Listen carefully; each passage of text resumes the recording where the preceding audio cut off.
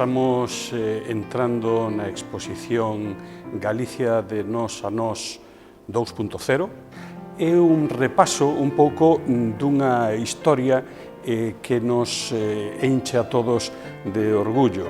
Como a comezos do século XX, hai pouco máis de 100 anos, hai unha xeración que decide tomar as rendas do seu propio destino, do destino do país, nun momento que o mundo estaba fervendo. Temos a Revolución Rusa, a Primeira Guerra Mundial, a famosa gripe do ano 18, e todas estas cousas fan que esa xeración, unido ao exemplo do Rexurdimento, pois decida emprender un camiño de traballo cultural para fomentar as raíces da terra, pero en todo momento aberto ás correntes mundiais. Como decían eles, trataban de europeizar Galicia e de galicizar Europa, ter unha voz no mundo contemporáneo. Aquí, unha das pezas máis singulares que veremos é un cadro recentemente adquirido pola Diputación, que é de Cándido Fernández Mazas, un pintor da vanguarda que tamén colaborou con nos, e que é o único anuncio publicitario da revista que hai.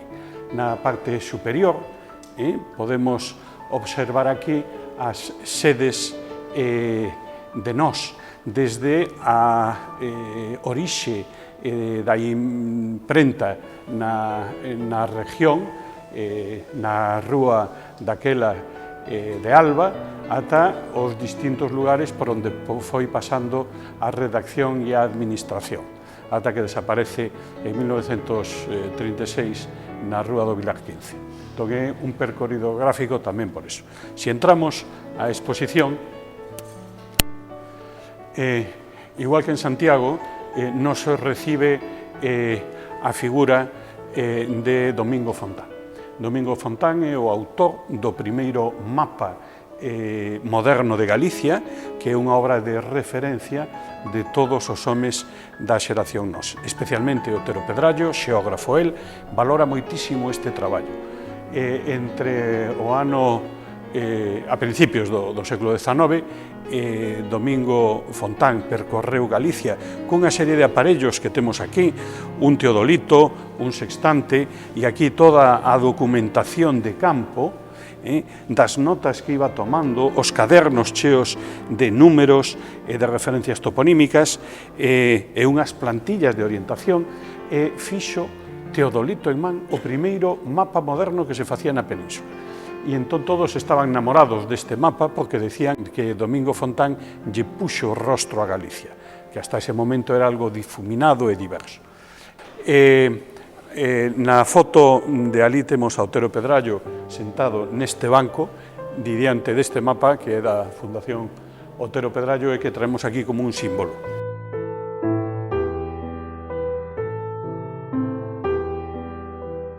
Entramos nesta sala, que é unha sala dos avances de como era o mundo cando os homes da xeración Nós estaban empezando a vivir e antes, porque o século da grande transformación é o século XIX. E entón aquí recollemos por unha parte o mundo intelectual, que representamos aquí nesta maleta de Pondal, un dos tres grandes autores do Rexurdimento, ou ese mundo intelectual tamén con esta pintura maravillosa de Parada Justel, A lembranza das xoias, ou esta de Ovidio Murguía, o fillo de Rosalía de Castro e de Manuel Murguía.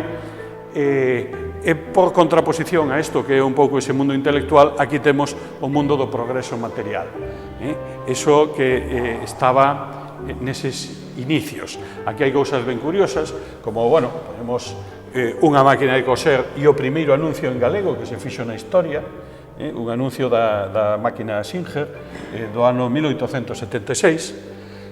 Esta é unha peza nova que non estaba na exposición de Santiago, que é a maravillosa cámara de Pacheco, de Xosé Guedes Pacheco, fotógrafo portugués asentado en Ourense.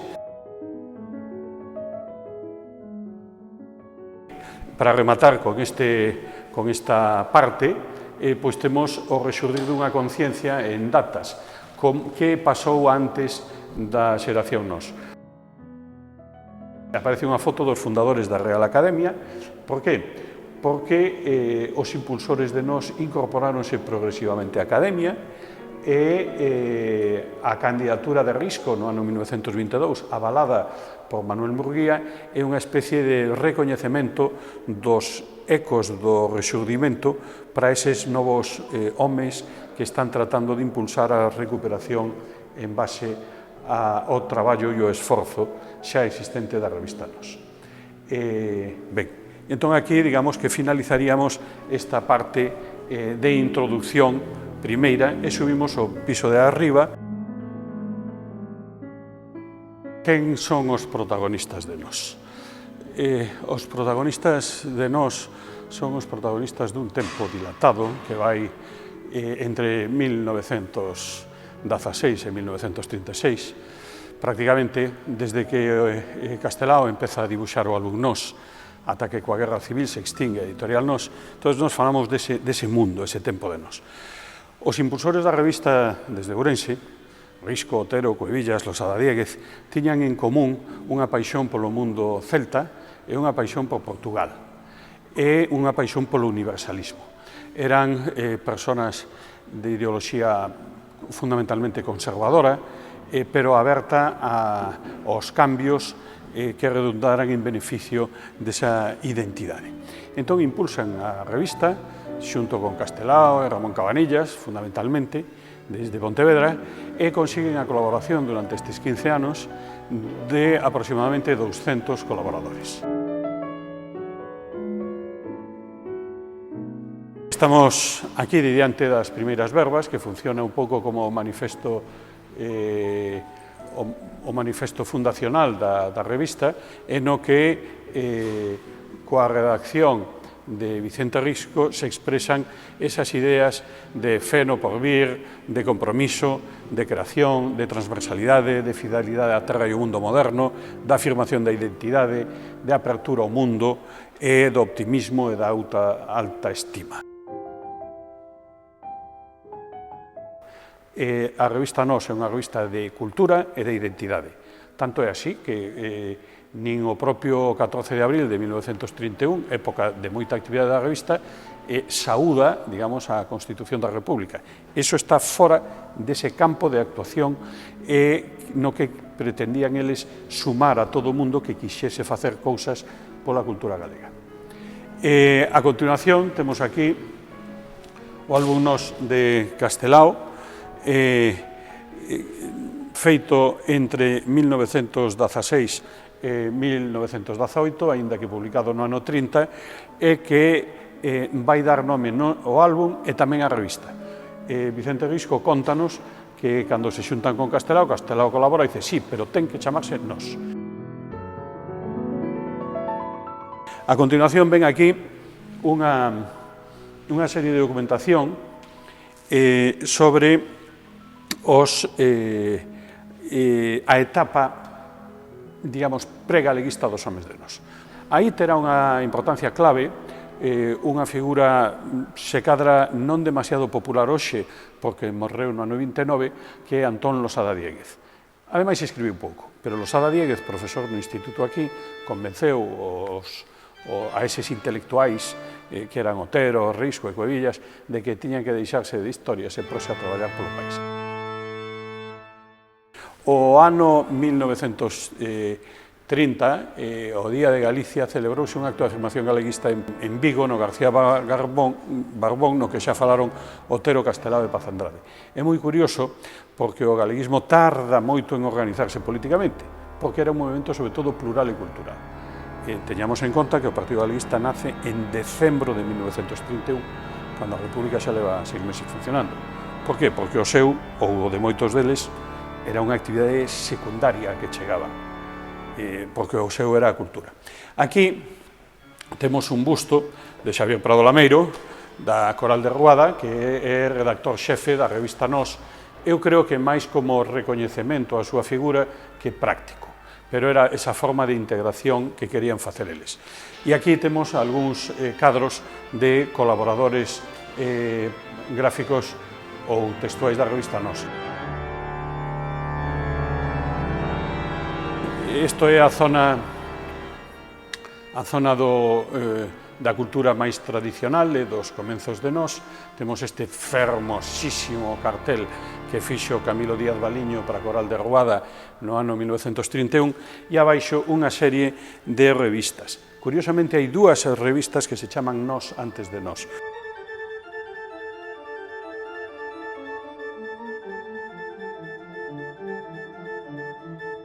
Si seguimos por aquí, aquí temos unha especial dedicación á muller neste panel, onde está a contribución que é a da doctora Margot Sponer, unha alemá que veio a Galicia en 1926 a estudiar o galego e publicou unha tese en Alemania sobre a lingua galega medieval. E esa era amiga de Risco e colaboraba. Non é esta é Annie McSwain, que é a irmá do alcalde de Cork, que morreu en folga de fame poucos días antes de sair a revista Nós, en 1920, Terence McSwain, e que escribe unhas palabras especiais para a revista desa irmandade galaico-irlandesa que tanto figura na revista. Aquí no medio nestas vitrinas hai unha serie de orixinais curiosos. Este, por exemplo, que temos aquí, é o orixinal da novela Arredor de si, de Otero Pedrallo, na primeira edición e no manuscrito.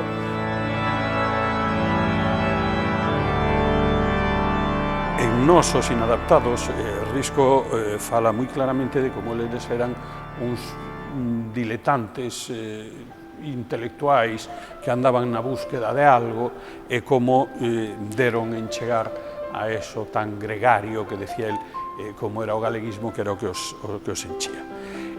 Noutra vitrina, que é esa que temos ali enfrente, temos a primeira reflexión sobre o colectivo que a fai Florentino López Cuevillas no ano 20, no número 1 da revista, que se titula Dos nosos tempos.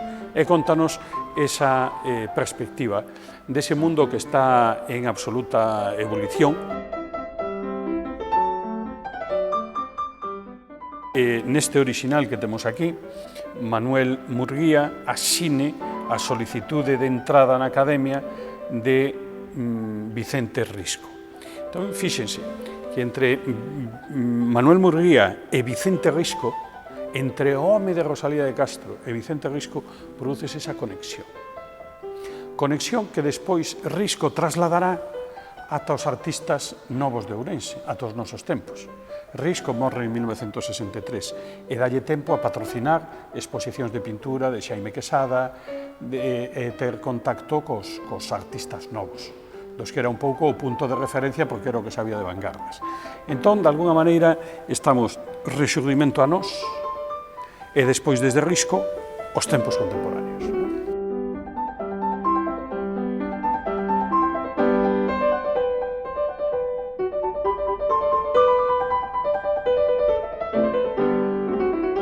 Este orixinal do que é o único cartel publicitario da revista Nós que se coñece, que non se chegou a facer unha tirada, pois provén dos fondos de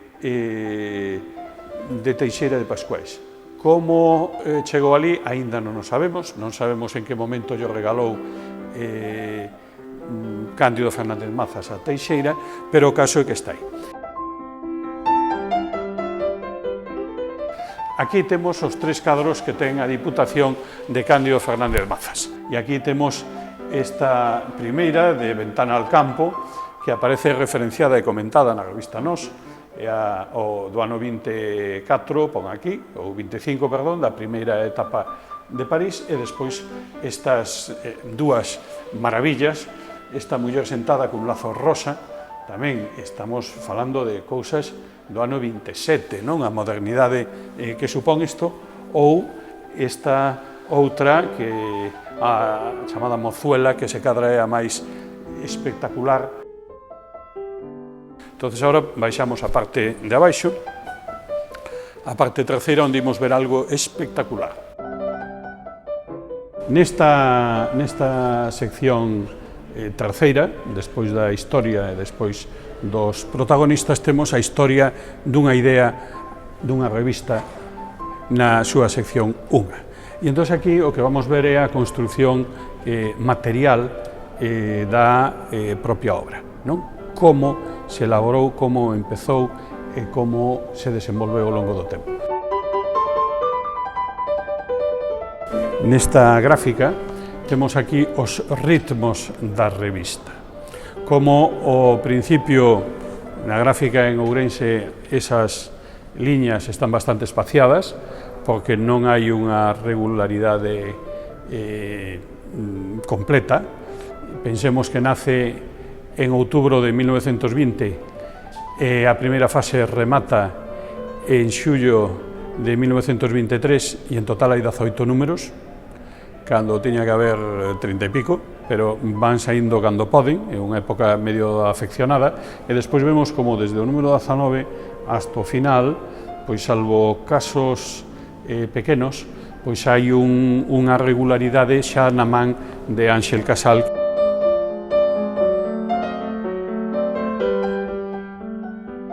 Risco contanos como no ano 1920, un día de xuño, seguramente o viren de Baiona, os de Ourense, paran en Pontevedra e xuntanse Ramón Cabanillas, Castelao, Losada Diéguez, Risco, e deciden crear, darlle un impulso final a esa revista, que se viña xestando desde comenzos de ano. E entón, no Méndez Núñez deciden eso, e deciden que quen se encargue deso sexa o grupo de Ourense por ser o máis forte e organizado. Entón temos aquí unha imprenta como a que utilizaba a revista, unha imprenta modesta, unha Minerva pequena, e aquí temos pois un chevalet donde están os tipos como se imprimía antes, e estos son as cidades de impresión. Vemos como en Ourense se imprimen na región 15, 3 en Pontevedra, 68 na Coruña e en Compostela 48. Sin embargo, a revista non é a revista de Ourense. Por que? Porque a dirección literaria, a dirección da revista, nunca saiu das mãos de Vicente Risco, e iso sempre estivo en Ourense. E no fondo, que se imprima nun sitio ou noutro, pois é menos trascendente que donde se leva o peso intelectual. Xa nos comenzos da revista, Castelao, a aportación de Castelao á revista é sobre todo unha aportación gráfica. Aquí temos o seu cabalete, onde seguramente fixo estes dibuixos que son hoxe da Fundación Vicente Risco e que xenerosamente nos deixa colocar aquí, dibuixos que despois vamos ver recorrentemente en moitos lugares. Aquí contanos como funciona o primeiro o logo de Nós, o deseño deste tipo de letras, non? Isto parte do pórtico da Gloria, das letras que hai no Pórtico da Gloria, e ese remedo de letras antigas que xa se utilizaban no século XIX en algunha revista como Galicia Diplomática, pois é o que inspira a Castelao para facer esas letras primeiro moi estilizadas e que posteriormente van adquirindo masa, como son nas seguintes.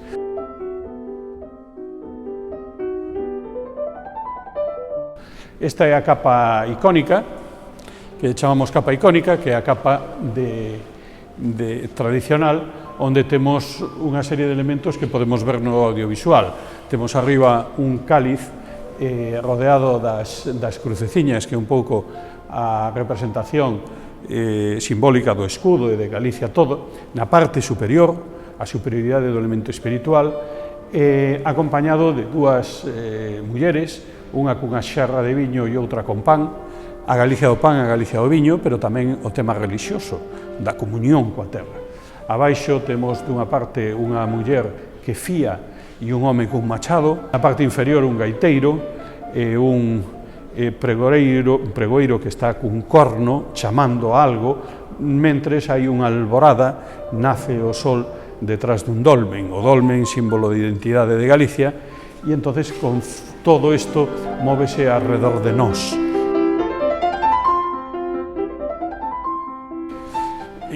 Ahora temos aquí Na composición grande, todos os números son orixinais, menos o primeiro e o último que os temos en dúas vitrinas. Isto é da colección de Amador Rego Villaramor, que nos prestou este número 1 que temos aquí, e o outro é de Xosé Lois Carrión, da colección do seu avó Leuter González Salgado. Entón, estes dous, digamos, poñémolos máis cerca, e despois estes outros están a unha distancia ben visible, é unha composición que por primeira vez, dun golpe de vista, se ven todos os números de nós. Desde esta parte, se nos achegamos aquí a velos, podemos dar despois a volta e vemos unha galería de famosos arriba, que son 18 figuras que colaboraron na revista Nós e que merecen un posto de destaque especial. Ben, desta parte, nos contidos, aquí, por exemplo, de pedagogía, pois hai unha serie de artigos de Risco sobre como sería a escola ideal. Do espacio de ciencias naturais temos o pouco que hai de fauna de Luis Iglesias. Aquí temos un libro, digamos, icónico, como é o libro de Otero Pedrallo, O Ulises de Joyce. O Ulises de Joyce foi traducido a galego algún capítulo e publicado na revista Nós por esa vontade de querer empatar coa cultura europea. Moi interesante esta vitrina. Esta vitrina ten que ver con esa vontade de conexión con Europa. Por unha parte temos a viaxe de Risco en azul, que está relatada no libro Mitteleuropa, con todas as paradas que fai nas viaxes, e despois as dúas viaxes de Castelao a París. Os manuscritos de Risco do Mitteleuropa ata os fotos, folletos e cartas que escribe Castelao desde Alemania. Aquí temos unha das figuras icónicas desta exposición, que é o Santiago de Morlaix. Castelao, cando está no ano 29 en París, queda engaiolado con esta figura. Esta é unha figura dun Santiago peregrino.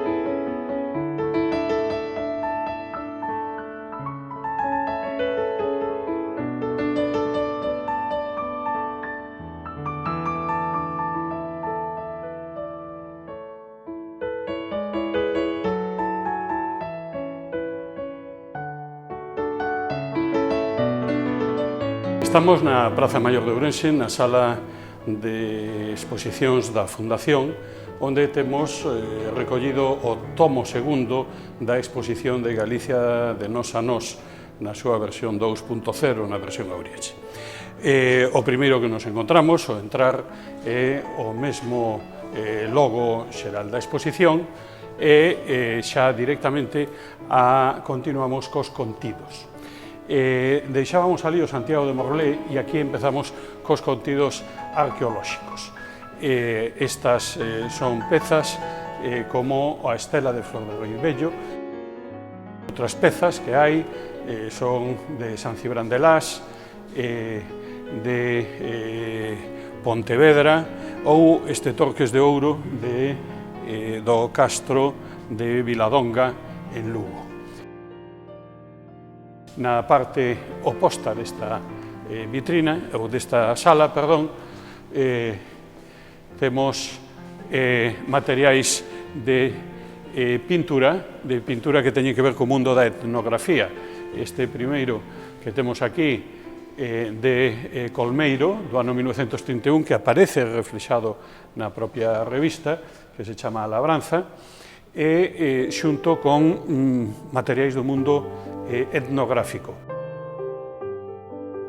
E estes son os tres tipos de xugos que hai en Galicia. En Santiago tiñamos unha adorna, pero a adorna non podía entrar e puxemos materiais etnográficos aquí conectado con iso. E estes cadros que temos aquí tanto de Manuel Colmeiro como de Imeldo Corral son tamén de paisaxes e temas que teñen que ver co mundo agrario. E despois está o mundo da arte religiosa.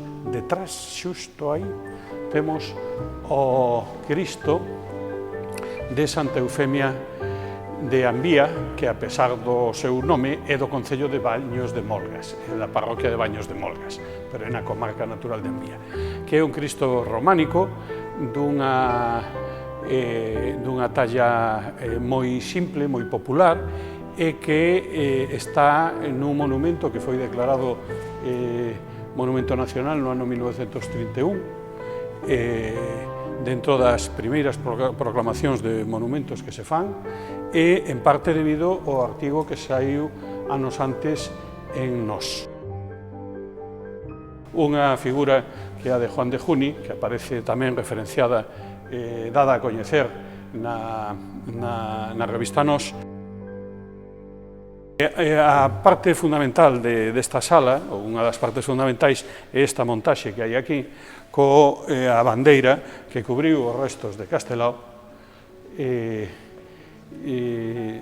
unida con 7 cadros, 7 pósters, que fixo o pintor Pepe Conde Corbal, grandísimo amigo de Vicente Risco, e que homenaxearon a xeración Nós en Ourense en 1975.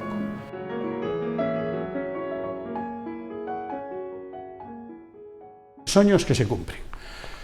Que pasou xusto despois da guerra? Despois da guerra, os homes de Nós, Florentino Cuevillas, Otero Pedrallo e Vicente Risco seguiron vivindo aquí, Castelao exiliouse a Buenos Aires, e Ramón Cabanillas tamén viviu aquí, e dunha forma ou doutra eles trataron de seguir mantendo o traballo da cultura.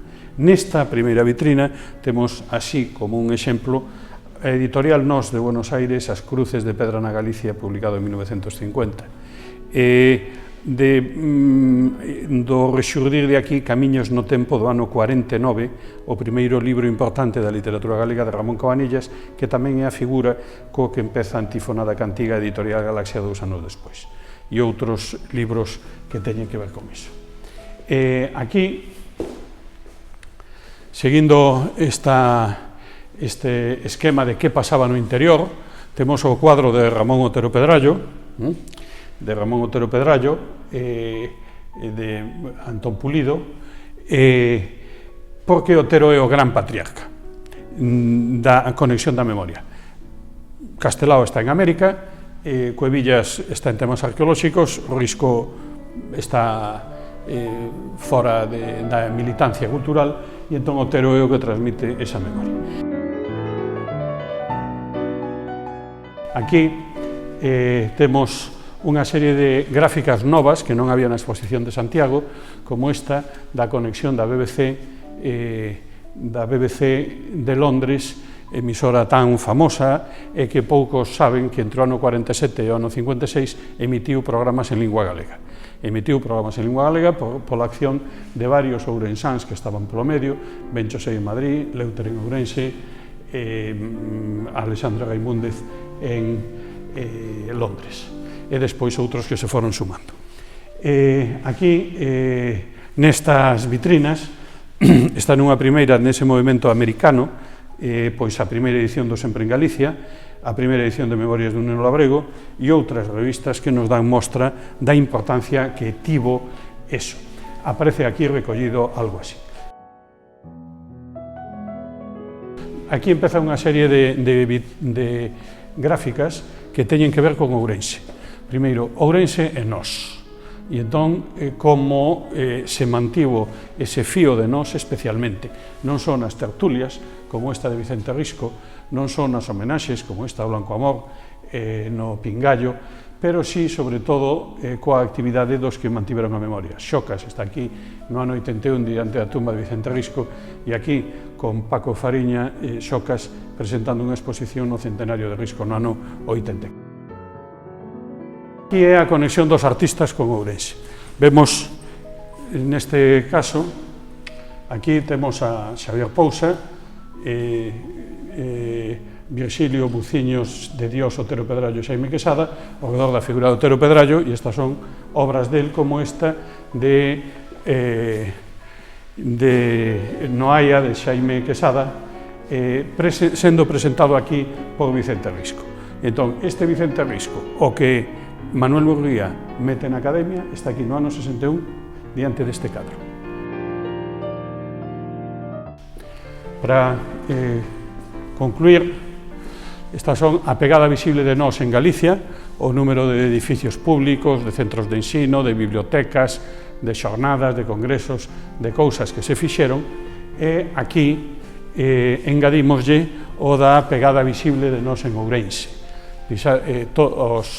O monumento a Cuevillas, a Isoa dos Poetas en Madernás, o de Risco, o de Otero Pedrallo, o de Castelao, os nomes das rúas, e a última é esta grande biblioteca Nós que hai en Ourense. E, para rematar co tema da ilusión, este é o cartel por autonomía, os soños que se cumpren, das xornadas que se fixeron en Ourense o 4 de decembro de 1977, é recollido aquí neste texto, aquí Blanco Amor, un home de nós, fala neste mitin. E aquí está este cartel. E con isto concluímos aquí esta pequena visita rápida, é unha visita que hai que facer en varios días, porque está céntrico, e que lle recomendo que fagan todos vostedes. Gracias.